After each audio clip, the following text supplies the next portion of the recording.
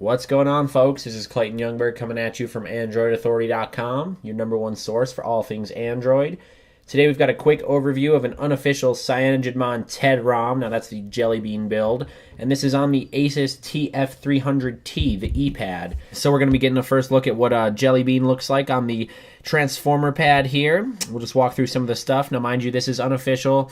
It's from a dump of the Nexus 7, so a lot of the features aren't working, and there's not even a Google Apps package I was able to flash.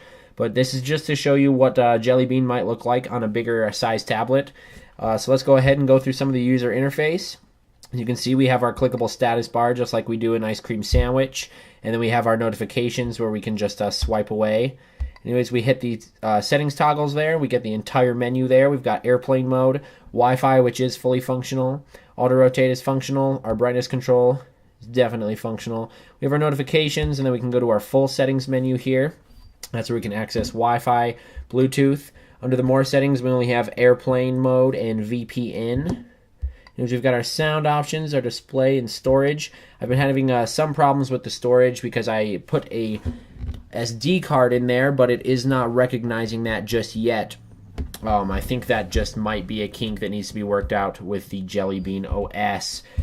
Now, anyways, we can manage our apps in the new ways here. Where we can select whether or not they show up in our notification bar, which is functional as of now.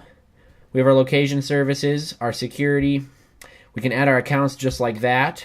Now we're not able to add a Google account because I have not flashed a Google Apps package. For some reason I can't store anything on the SD card of this device while it is running Jellybean. But anyways, we can go into our About tablet, see that we are running the 4.1.1.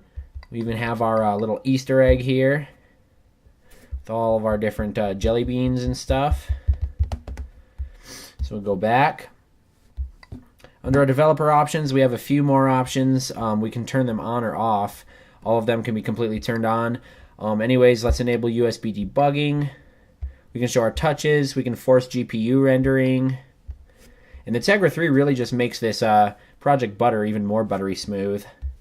We go back. We don't get the Google Now from long pressing the home button, but we do have our recent apps.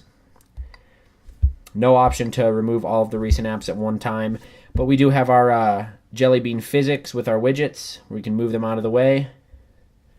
We don't have any of our native Google widgets. We'll go ahead and go into our app tray here. You see this is what's pre-installed as of now. It does come with ROM Manager and the DSP Manager as well as Apollo Music. All things of Cyanogenmod source. As we'll go right, we can see we do have all of our widgets. We have the calendar widget, even though it's not synced with anything because there is no Google Calendar. We have our settings shortcut, our photo gallery. Let's go ahead and add a power control just to show some of the physics of Jellybean here. So anyways, we got that running. This is what Jellybean is going to look like, almost exactly to a T. It's just missing some of the functionality of Jellybean. But stay tuned, guys, because we're going to get a lot more functional builds coming, especially for the Asus TF300T. This is a very good device. Anyways, you guys, if you want to try this ROM out, go ahead. We'll provide the link in the description. You're going to need to have a rooted device, Clockwork Mod Recovery installed, but just flash the zip. Make sure you've got a backup ROM you want to flash in case you're trying to get off of this and you might soft brick your device. But anyways, guys, that's just a preview of what the Jellybean OS is going to look like on larger tablets, such as the Asus TF300T.